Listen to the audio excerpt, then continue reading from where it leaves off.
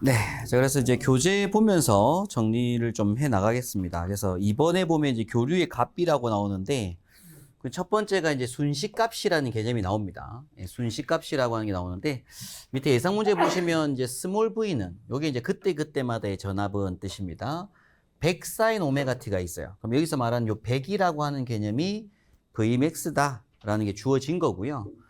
sin 오메가 t인 전압이 있는데, 표준 주파수라고 해요. 그럼 일단 주파수 F는 60Hz를 적용하겠다라는 얘기인데, 보통은 수치를 주긴 줍니다. 근데 표준 주파수라고 하면은 60Hz인 건 좀 외워놓고 계시면 좋고, 시간 t가 720분의 1초 상태일 때의 순시전압은 몇 볼트인가? 이런 문제입니다. 그럼 일단 풀이 과정상 100에 사인이 생겼고요. 여기 오메가 t라고 하는 게 2파이 ft라는 걸 아시는 게 중요한 거죠. 그럼 100에 사인이 됩니다. 그리고 2파이에다가 곱하기 F에 들어가는 게 60이 되고요. T가 720분의 1이 들어간 거예요. 그럼 요거는 세크가 다 약분되는 개념들입니다. 지금 요게 세크고 요게 세크분의 1이잖아요. 그죠? 그럼 세크 약분된 거예요. 그럼 요 두가 무차원수 되죠? 그럼 여기 계산하면은 12분의 1 나오잖아요. 그죠? 7배신 60이니까. 그럼 12분의 1 되고 여기 6이 붙었으니까 100에 사인에 6분의 1 파이 뭐 이렇게 되겠죠. 그죠? 최종적으로 나오면. 근데 문제는 우리가 보기상에서 답을 찾아야 되잖아요. 근데 지금 100에다가 사인 6분의 1 파이라고 합니다. 그럼 여기서 파이가 제가 몇 도라고 했어요? 180도라고 했죠. 그죠? 자, 그래서 여기서부터 이제 공학용 계산기의 세팅법이 나오게 되는데, 여러분께서 들고 계신 뭐 계산기에 세팅을 할 때 각도라는 개념이 있습니다. 각도. 그 각도가 디그리로 세팅되어 계신 분이 있고 라디안으로 세팅이 되어 계신 분이 있어요. 저는 수업할 때 각도를 무조건 디그리로 세팅하라고 말씀을 드립니다. 각도를. 그러면 이제 각도를 디그리로 세팅을 하게 되면 사인을 눌렀을 때 가로가 딱 열리거든요. 사인 버튼 딱 눌러주면 계산기상에 사인이 뜨고 가로가 열리는데 그 자리에다가 수치를 넣어야 됩니다.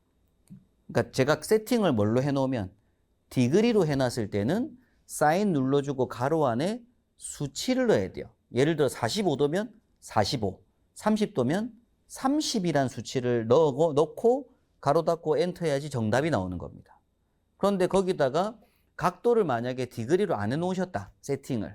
라디안으로 세팅을 하시게 되면 사인 눌러주고 가로 열리잖아요.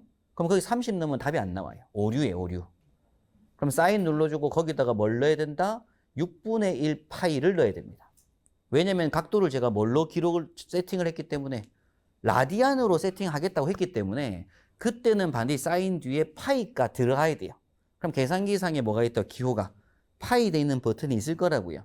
거기에 Shift 누르든지 뭐든지 간에 파이 누르는 버튼이 있습니다. 그럼 그걸 눌렀을 때는 계산기에 파이가 딱 찍히거든요. 그때는 계산기가 그 파이를 뭘로 인식한다고요? 180도로 인식을 하게 될 거라고요. 세팅을 우리가 뭘로 했기 때문에 라디안 세팅을 했기 때문에 그런 거예요. 근데 만약 각도를 디그리로 세팅을 하시게 되면 파이를 넣으시면 안 된다고요. 그럼 파이를 뭘로 봐야 되고 180도로 우리가 인위적으로 한번 계산을 해서 6분의 1 파이면은 몇 도니까? 30도니까 사인 눌러주고 30 누르고 가로 닫고 엔터 해야 답이 나올 거란 얘기입니다. 세팅이 디그리 돼 있기 때문에. 그럼 그때는 계산기가 파이를 뭘로 인식할 거다? 3.141597로 인식하는 거예요. 왜냐면 세팅을 내가 뭘로 했기 때문에 디그리로 세팅했기 때문에 파이를 3.141597 구수치로 인식하는 겁니다. 계산기가. 근데 이제 라디안으로 세팅해 놓으면 파이를 3.14로 인식 안 하고 180도로 인식한다고요. 세팅 자체가 바뀌어져야 된다. 그 말씀을 미리 한번 드리고.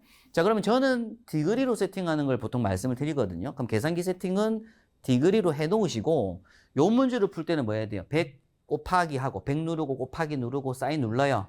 가로 열립니다. 그럼 요렇게 넣으면 안 되는 거죠.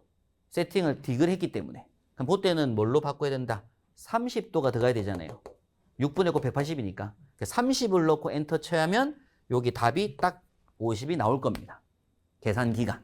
되겠죠, 그죠? 그 개념으로 접근하는 거다라는 말씀 드리고, 그래서 이 문제를 풀기 위해서는 뭐가 필요해요? 60과 720분의 1 필요하잖아요? 그러면 100 곱하기 사인 가로 열고 2파이 ft니까 2파이 곱하기 60 곱하기 720분의 1이에요. 근데 요때 파이를 뭘로 넣자고요? 180을 수치를 우리가 넣어서 생각하자고요. 그럼 2 곱하기 180 곱하기 60 곱하기 720분의 1이니까 30 나오겠죠. 가로가. 그럼 사인 몇 도인 거라고요? 사인 30도 이렇게 되는 거라고요. 근데 원래는 정확하게는 얼마인데 6분의 1 파인 게 맞아요. 원래 라디안 쓰는 게 맞는데 계산기를 세팅할 때는 디그리 세팅해 놓고 우리는 요걸 180도로 환산해서 수치에 넣어줘야 정답이 나오더라 이겁니다. 되겠죠, 그죠? 당연히 세팅이 라디안 돼 있을 때는 요대로 넣고 엔터 치면 얘가 나올 거라 이거예요. 세팅이 라디안이니까. 네, 그런 것들을 한번 참고하실 문제가 있고요. 밑에 요거는 굳이 보실 필요 없어요. 요거는 이제 옛날 공항 계산기 없을 때, 공항 계산기 없을 때 요 수치를 외우고 들어갔었거든요. 근데 지금은 계산기가 다 해주니까 굳이 이런 거 외울 필요 없습니다. 자, 되어서 최대값이라는 개념이 있다고요. 최대값은 그래프상에 어떤 거 이렇게 맥시멈 되는 값을 최대값이라고 한다라는 거지 우리가 뭐 외우거나 공부할 게 없어요. 넘어가고.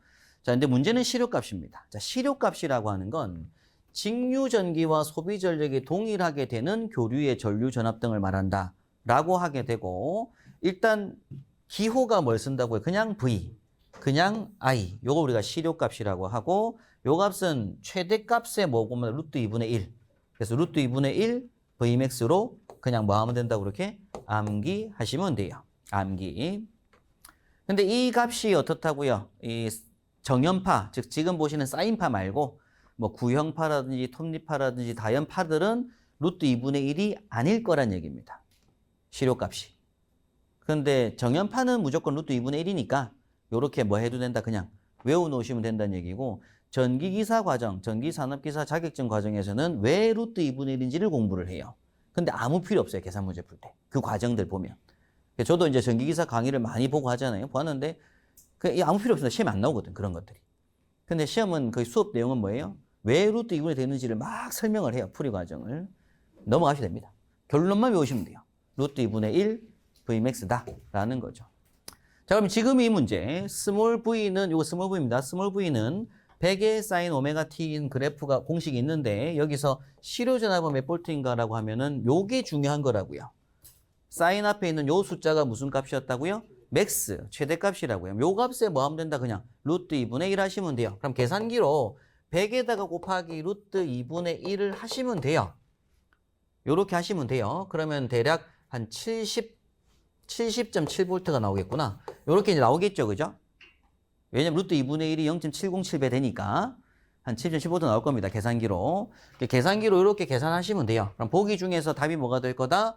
4번밖에 답 될 수 없죠. 얘는 100이고 50이고 얘는 요게 루트 2가 1.414니까 100에 1.4, 이건 140, 뭐 1.4V 이렇게 나올 거잖아요. 그럼 당연히 답은 몇 번? 4번 될 수밖에 없어요. 그래서 이렇게 답하시면 됩니다. 근데 이 답지 과정, 풀이 과정의 의미는 그래요. 루트 2분의 1 곱하기 100인 건 아시잖아요, 이제. 그럼 이 값은 결국 루트 2분의 1 곱하기 2 곱하기 50으로 본 거고요. 100이 2 곱하기 50이니까. 그럼 요거는 루트 2분의 1 곱하기 루트 2의 제곱의 50이다. 그 얘기예요. 그럼 루트 2가 한 개 약분되죠, 이렇게. 그럼 결국 답은 뭐가 된다? 50 루트 2다. 요렇게 설명을 하고 있는 게 해설입니다. 근데 해설 필요 없습니다. 이런 건 공용 계산기 없을 때. 그냥 우린 공용 계산기 있으니까 계산기로 그냥 여기 100이니까 그냥 뭐 하면 돼요? 루트 2분의 1 곱하기 100 하면 되죠? 그럼 계산기가 70.7 나올 거라고요. 계산기가. 그럼 보기 중에 뭐 찾으면 돼요? 70.7 나오는 거 찾으면 되잖아요. 네, 그래서 답이 4번 되는 문제입니다. 굳이 이런 식으로 갈 필요 없다고 말씀드리는 거고. 자, 평균값은 최대값을 주어지니까. 이 최대값은 무조건 주어집니다. 시험에서. 그럼 최대값 주어지니까 최대값에다 뭐만 곱하자고요? 그냥 파이분의 2만 곱하자고 얘기죠. 그래서 제가 세팅을 뭘로 하자고 한 거예요? 계산기 세팅을. 디그리로 하셔야 되는 거예요. 디그리로. 디그리로 하셨을 때는 계산기에 있는 파이를 눌러주고 분수 형태 만든 다음에 밑에 파이 넣고 위에 2 집어넣고 곱하기 100 해서 엔터 딱 치면은 답이 나와요. 그 이유가 고화용 계산기가 디그리 세팅을 했을 때는 파이를 뭘로 인식하고 있으니까 3.14159.7로 인식하고 있으니까 당연히 0.637배가 나오겠죠. 계산해보면 63.7부터 나올 겁니다. 그런 식으로 답이 나올 수밖에 없다. 이걸 말씀드리는 거고요. 자, 가로 5번에 보니까 정연파의 파고율과 파형률에 대한 설명이 나옵니다. 앞서 제가 이제 이렇게 무덤 한번 그렸었잖아요. 그죠? 무덤 그려서 제일 높이 있는 걸 우리가 최, 가운데 있는 걸 실, 마지막을 평이라고 해서 제일 큰 값이 최대값, 그 다음 큰 값이 실효값, 그 다음 평균값이라고 했어요. 그래서 이 Vmax를 1로 봤을 때 실효값은 0.707이고 평균값은 0.637이라고 했습니다. 제일 큰 게 요 값이고요. 그럼 이때 요거 분의 요거 한 거, 실효값 분의 최대값 한 걸 우리가 파고율이라고 하게 되고요. 평균값 분의 실효값 하는 수치를 뭐라고 한다? 파형률이라고 한다고요. 그래서 파고율이 뭔지, 파형률이 뭔지에 대한 개념을 잡고 계시면 됩니다. 파고율, 파형률 딱 할 때는 뭐가 생각나야 된다고요? 지금 그림처럼 무덤이 생각나셔가지고 최실평 한 다음에 위에 거, 요거 분의 요거 한 건 뭐라고 하고요? 파고율. 밑에 거, 요거 분의 요거 한 건 뭐다? 파형률. 요것만 생각나시면 돼요. 문제풀이 할 때는. 그래서 밑에 이 문제 있죠. 다음 중 그 표현이 잘 틀린 것은, 잘못된 것은 하는 문제인데, 자, 1번 보기를 보니까 일단 그림 그려놓고요. 무덤 그려놓고, 최, 실, 평 이렇게 그려놓고, 요게 파고율, 요게 파형률이라고 한 다음에 지금 최대값은, 여기서 요 최대값은 파고율 곱하기 평균값이 아니라 파고율 곱하기 실효값인 거죠. 틀렸잖아요. 자, 2번 보기에 평균값은, 요 값은 합니다. 실효값 나누기 파형률 돼 있는데 평균값이 요렇게 올라가요. 평균값이 요렇게 올라가면 파형률이 내려갈 수 있죠. 분수 형태가. 그럼 평균값이 올라갔을 때 파형률이 내려가니까 실효값 나누기 파형률인 거잖아요. 그래서 2번이 맞는 설명입니다. 자, 3번에 보니까 실효값은 최대값 나누기 파고율이라고 돼 있는데 요 실효값이 여기로 올라간 거예요. 여기로 올라가니까 실효값이 여기로 올라가니까 파고율 내려가지죠. 그럼 실효값은 최대값 나누기 파고율인 거잖아요. 요것도 맞는 말인 거예요. 4번에 파형률 곱하기 파고율이래요. 그럼 요거 곱하기 요거 하는 거잖아요. 요거 곱하기 요거 하면은 실효값만 약분되죠. 요거 곱하기 요거 하면은 실효값만 약분이 되잖아요. 그죠? 그럼 남는 건 뭐가 될 거다? 평균값분의 최대값만 남죠. 그래서 평균값분의 최대값만 남으니까 4번도 맞는 말입니다.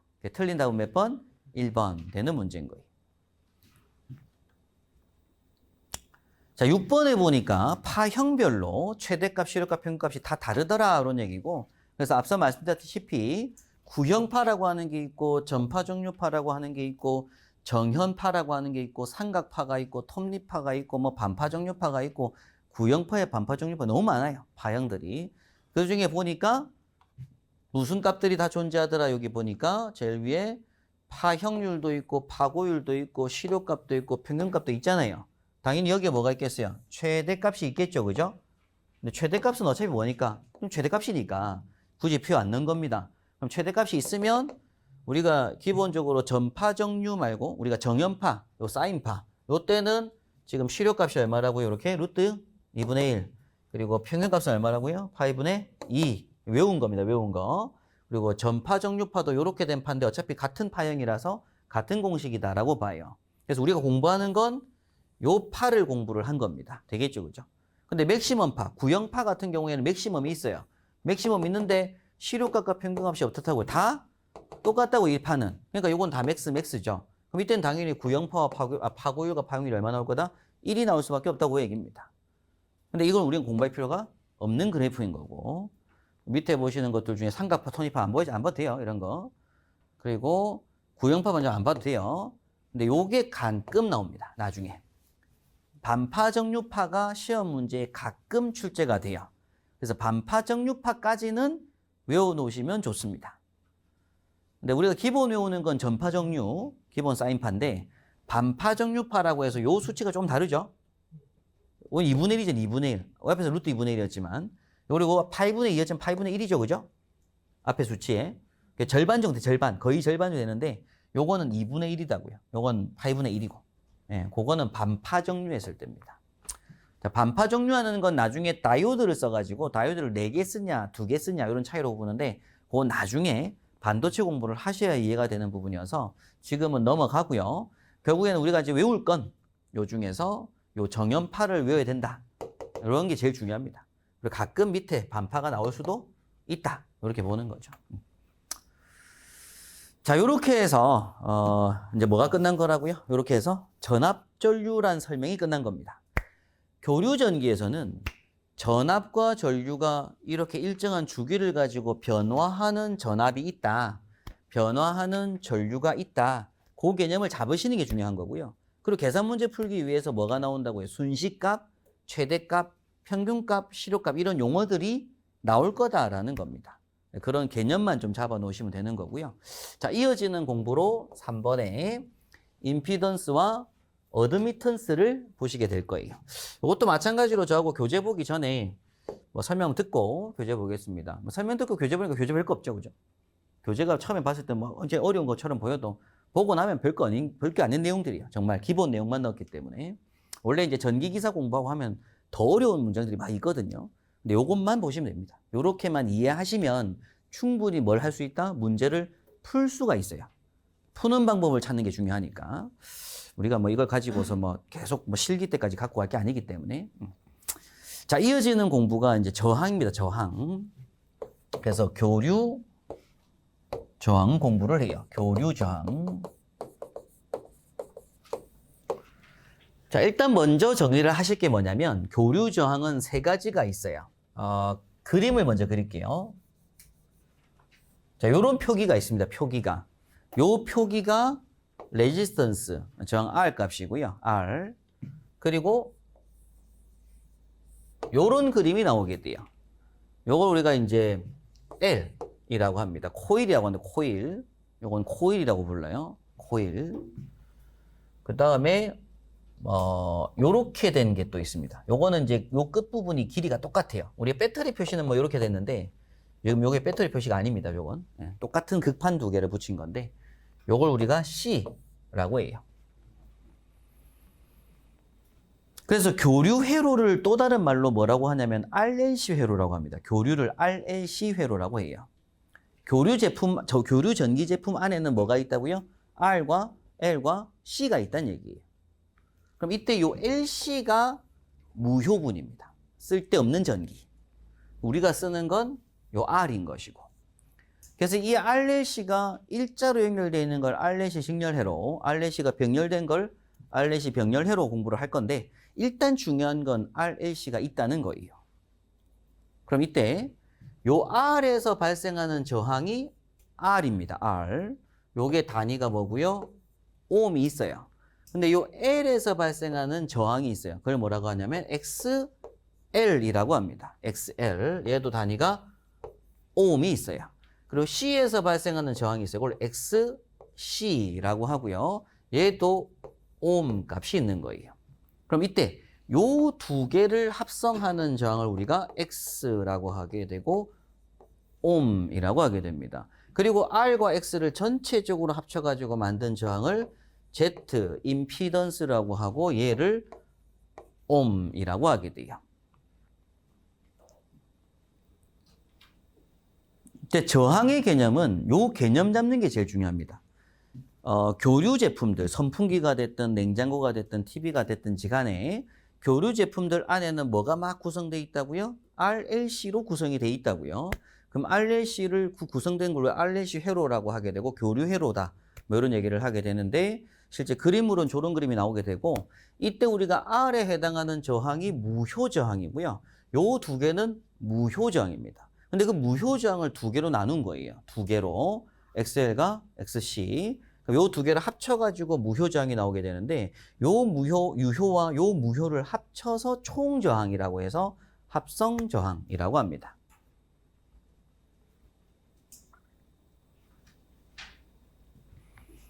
그래서 이 개념을 먼저 좀 잡고 계셔야 되고요. 이제 여기서 이제 좀 정리를 다시 한번 해보면, R이라고 하는 개념은 우리가 유효 저항이라고 하고요. 얘는 단위가 ohm 값을 가집니다. 그 다음에 이제 X라고 하는 요걸 우리가 무효 저항이라고 하고요. 또 ohm 값을 가져요. 근데 요 읽는 법은 요 리액턴스라고 있습니다. 리액턴스라고 읽으셔야 되는데 요게 이제 두 가지로 구분이 된다고 한 거죠. XL과 XC. 근데 XL이 뭐냐면 유도 리액턴스 리액턴스라고 있습니다. 그리고 XC는 용량 리액턴스라고 불러요. 유도기기다, 용량기기다, 뭐런 얘기인데 이 코일의 가장 핵심적인 기능이 뭐냐면 감아놓은 코일의 핵심 기능이 주변에 자기장을 형성하게 되고 주변에 접점을 붙여주는 역할. 그래서 보통 이제 릴레이에 주로 쓰이는 개념이 코일이라서 유도 기능이 있다. 그래서 유도하면서 발생하는 쓸데없는 무효저항이다. 이래가지고 유도 리액턴스 이런 얘기를 하고요. 그럼 컨덴서라고 해서 극판 두 개가 이렇게 있습니다. 극판 두 개. 요 극판 두 개가 전기 에너지를 정전량, 그래서 기본적으로 저장하는 양의 개념이 나오는데 요 저장하는 용량의 개념이 나오기 때문에 용량 리액턴스다. 뭐 이런 표현을 씁니다. 근데 얘도 단위가 뭐고요? 옴이고 얘도 단위가 옴이에요. 근데 중요한 건 요 x는요. XL-XC의 값을 가집니다. 플러스가 아니라 XL과 XC의 차이값을 X로 푸게 돼요. 그래 놓고 이제 요 두 개가 이어져서 뭐가 나온다고요? Z가 나오는데 요걸 우리가 이제 합성 저항이라고 하게 되고 요것도 단위가 옴이라고요. 근데 이때 중요한 건 요 Z는 뭐냐면 루트 R 제곱 플러스 X의 제곱으로 풀이합니다.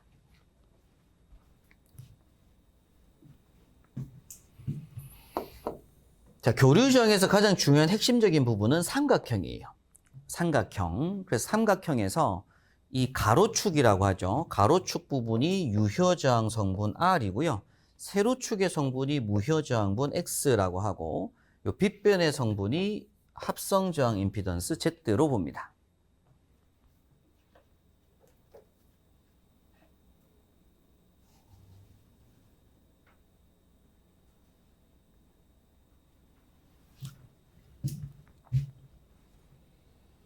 그래서 교류에서 합성저항은 일단은 먼저 뭘 푸는 게 중요하고 무효저항분을 먼저 풀어요. 그럼 이 무효저항의 그래프가 이렇게 삼각형이 될 수가 있고 또 이런 삼각형이 나올 수도 있습니다. 그래서 이런 삼각형이 됐다는 얘기는 결국 뭐냐면 XL이 XC보다 컸을 때고요. 요거는 XC가 XL보다 컸을 때가 돼요. 그럼 그래프가 밑으로 가겠죠. 그죠? 근데 어떻게든지 요 값은 우리가 뭐라고 한다고요? X로 본다고요. 그럼 그 X의 제곱하고 R의 제곱한 값을 루트 씌워주면 빗변 길이가 나오거든요. 그래서 요 빗변의 값을 우리가 뭐라고 한다? 임피던스라고 하게 되고, 요 때는 이제 그래서 XL이 X보다 클 때를 우리가 유도성 회로라고 표현하고, 요게 더 클 때를 용량성 회로, 뭐 이런 표현을 씁니다. 네, 이런 것들은 나중에 보도록 하고요. 일단 요 개념이 가장 기본 개념이다라는 거죠. 자, 그런데 여기서 요거는 무조건 조건에 제시가 됩니다. 그래서 우리가 유효저항을 따로 뭐 할 필요 없다고요? 계산할 필요가 없다고요. 아, 유효저항이 현재 5옴짜리다, 10옴짜리다, 80옴짜리 조건 준다고요. 이건 조건에 무조건 나오는 문제입니다. 우리가 따로 뭐 할 필요 없다? 계산할 필요가 없는 문제예요. 중요한 건 요거 두 개. XL이 유도 리액턴스라고 하고 XC가 용량 리액턴스라고 하는데 요 두 개의 오hm 값이 주어지는 건 정말 쉬운 문제입니다. 주니까 그냥 넣으면 되는 거니까. 그러면 예를 들어 얘가 5옴이고 8옴이다. 그럼 여기다 5 빼기 8 하니까 마이너스 3이다. 그런 값을 그냥 조해주면 됩니다. 의미 없어요. 근데 이제 중요한 건 얘 둘이 보통 옴을 안 줘요. 요 두 개가. 그럼 이때 기억하실 건 XL을 구하는 공식과 XC를 구하는 공식 암기가 한번 돼야 됩니다. 이건 시험에 안 나오니까. 그럼 이때 XL 구하는 공식은 뭐냐면 2파이FL이라고 하고요. XC는 2파이FC분의 1 한 값이다 라고 합니다.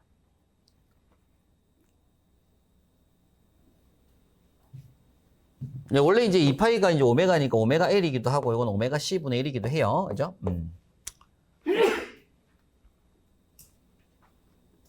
요걸 여러분께 좀 외우셔야 됩니다. 이게 좀 어려운 부분인데 요걸 외우셔야 돼요. 이렇게.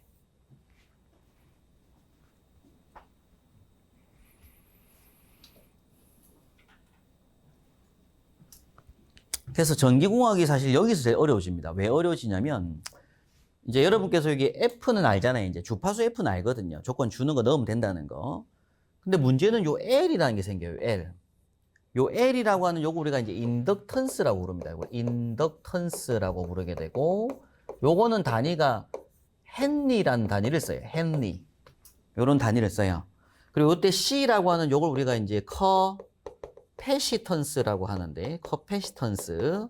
얘가 단위가 F라고 쓰고, 읽는 단위가 페럿이라고 합니다. 페럿.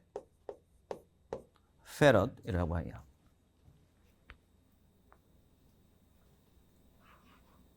근데 이 두 개를 공부하는 게 그 정전계하고 자계입니다. 정전계, 자계. 그래서 그 전기기사 공부를 해봤을 때 회로 이론 공부를 하면요.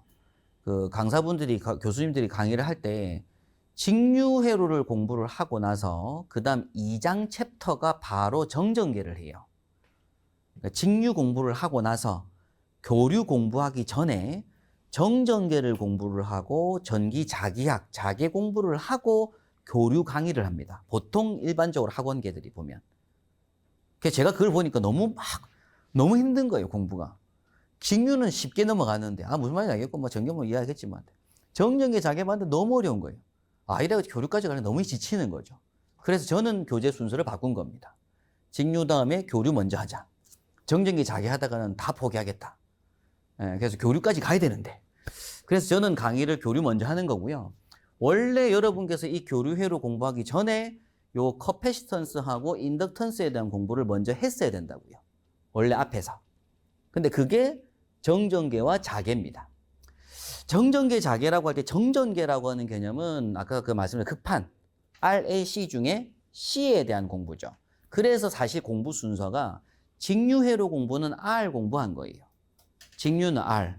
그 다음에 정전계가 C. 전기자기학이 L. 그 다음에 교류로 넘어갑니다. RAC를 했기 때문에 그 합성을 공부하는 교류로 넘어가는 공부가 원래 순차적인데 그게 너무 어려워요. 중간 과정 자체가. 그래서 일단 저는 교류가 더 중요하니까 직교류 먼저 설명 좀 드리고 정전계 자계에서 정말 시험 나올 것만 골라 설명 드리는 거고요. 이걸 깊이 있게 학문적으로 하려면 양이 너무 많아집니다. 공부가. 그래서 우리가 정전계라고 하는 개념 자체를 나중에 3장에서 공부를 하실 건데 3장 정전계, 4장 자계로 공부를 하실 건데 이 정전계라고 하는 개념이 뭐냐면 전선, 나전선 두 개가 이렇게 있어요. 전선 두 개가 그냥 다 연결된 게 아니라 전선 두 개가 살짝 떨어집니다. 떨어지고 여기에 극판 두 개, 철판 두 개가 살짝 붙어 있어요. 근데 극판 두 개가 붙는데 이게 딱 붙은 게 아니라 아주 살짝 떠 있습니다. 아주 조금. 그러면 전선이 가다가 극판이라는 게 존재하고 약간 떨어져서 극판 가더라도 전기는 흐를 수 있게 돼요. 왜냐면 그 사이 공간 동안에 뭐 하니까 너무 멀면은 당연히 전기 끊기죠. 멀면은 전기가 끊기는데 요게 살짝 떨어져 있잖아요. 그럼 요 공간 내에서 전기가 뭐 한다고요? 전달되는 게 생긴다고요. 공간 내에서. 그래서 그 공간 내에서 전기가 전달되는 능력의 개념이 커패시턴스라고 해요. 정전 용량이라는 표현을 씁니다. 이게 왜 필요하냐면 혹여나 낙뢰 같은 게 떨어질 때 전기가 과전류가 투입되게 되면 얘가 이미 미리 뭐가 돼 있으니까 떨어진 상태에서 과전류가 여기에 충전되는 공간 속에서 저장된 전기가 있거든요. 그럼 그게 이제 떨어진 상태다 보니까 이게 끊어지고 하더라도 남아있는 뭐 잔류전기 제거, 뭐 잔류전기가 뭐 정전, 뭐 이런 뭐 어려운 용어인데 그런 것 때문에 이 극판을 만들었어요. 그래서 이 공간을 만들어서 좀 이제 기계공학에서는 보면 그런 거죠. 중간에 어떤 소용돌이 칠 수 있는 중간 탱크를 만들면서 충격을 보호해주는 역할입니다. 아무튼 그런 역할을 가지고 전기도 마찬가지로 갑자기 일시적인 과전류가 들어왔을 때 충격을 보호하기 위해서 이런 극판 두 개를 만들어 놨어요. 근데 거기서 이 내부에서 전기가 전달은 된다고요. 그럼 이 전달되지만 어떤 충격 보호하는 역할도 있고 뭐 용량을 저장하는 역할도 있는데 하여튼 그런 부분들이 공간을 만들었을 때 이 안에서 요걸 전달하는 능력은 안에 있는 이 물질에 따라서 이게 진공이냐 일반 대기 공기냐에 따라서 또 이 용량 그 능력이 다를 겁니다. 그래서 이때 이제 나오는 기호로 또 뭐 입실론 뭐 이런 값들이 나오게 돼요. 유전율 뭐 이런 게 나오거든요. 유전율 그런 값이 나와요. 입실론 제로 뭐 이런 값이 막 나옵니다. 아무튼 그런 것들을 공부하는 게 정전계에서 공부를 좀 해요. 나중에 공부할 거고 지금 하지 말고 지금 하면 너무 지치니까.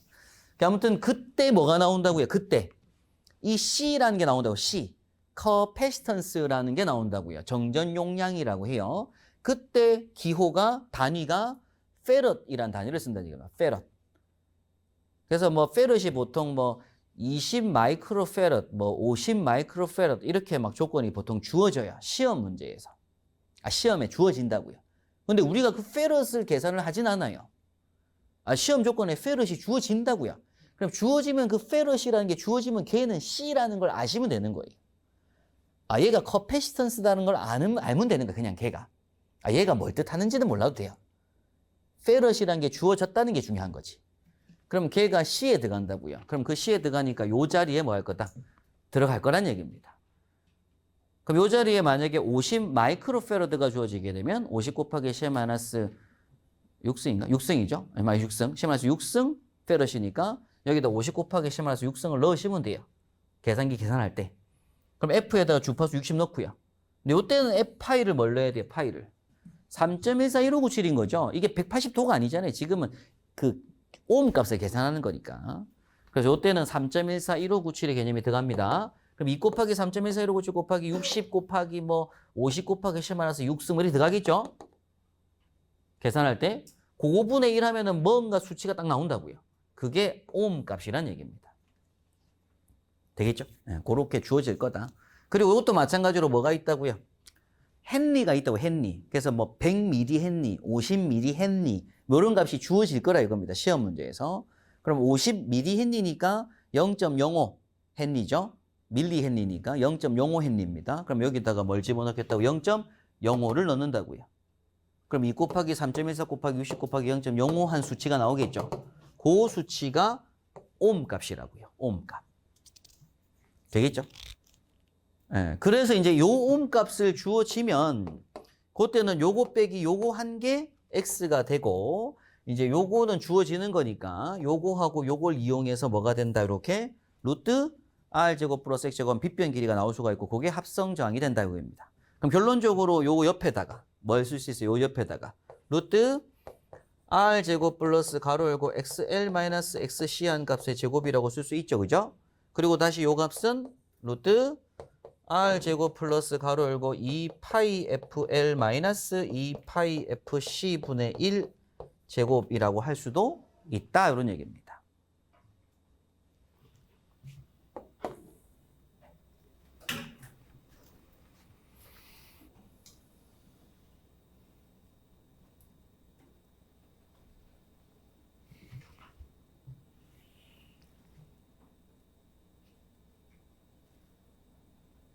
그렇겠죠, 그죠? 여기 이제 오메가 L 마이너스 오메가 C 분의 1로 볼 수도 있는 건데, 아무튼 뭐, 오메가보다는 보통 F가 많이 주어지니까 시험 조건에서, 이렇게 풀 수 있다, 그런 얘기입니다.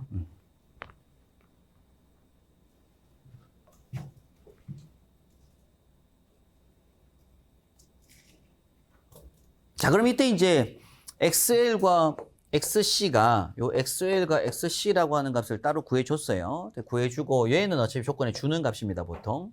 그럼 저항이 주어져 있고 XL, XC를 풀었어요. 그럼 넣어보니까 요거 두 개의 차이가 뭔가 존재하잖아요.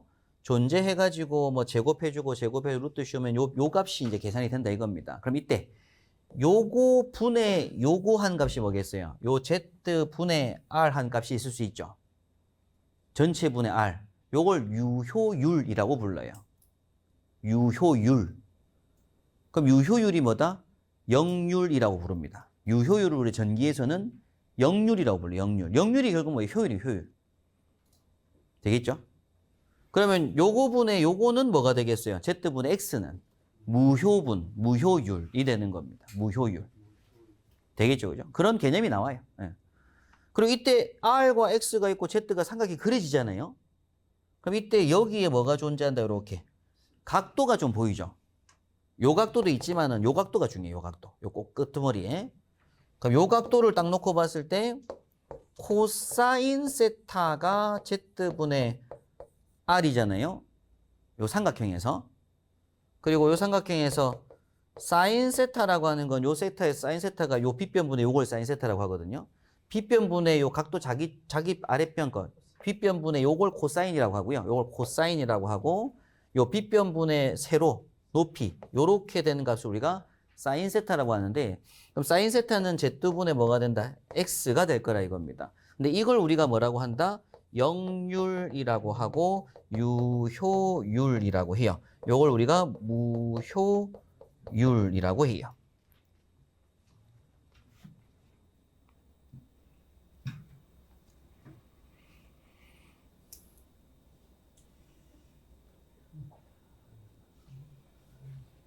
그럼 이때 우리가 그 좋은 건 뭐죠? 좋은 제품은 유효율, 역률이 1이 되면 되죠. 무효가 없어지고. 그럼 거의 삼각형이 거의 완전 뾰족한 삼각형이 되든지 거의 뭐 한 줄만 있는 거잖아요. 그죠? 그래서 이때는 이제 세타가 몇 도? 0도일 때가 역률이 1인 겁니다. 그죠? 세타가 0도일 때. 그럼 이때는 이제 Z가 곧 R이 되는 거잖아요. 그죠? 그래서 이때는 유효분만 남아있는 상태가 됩니다. 그래서 XL과 XC가 같아서 사라졌을 때, XL과 XC가 없어서 X가 없어졌을 때, 예. 그때가 이제 무효분이 제로인 것이고, 유효율이 100% 된 거죠. 그런 개념이 생길 수 있다.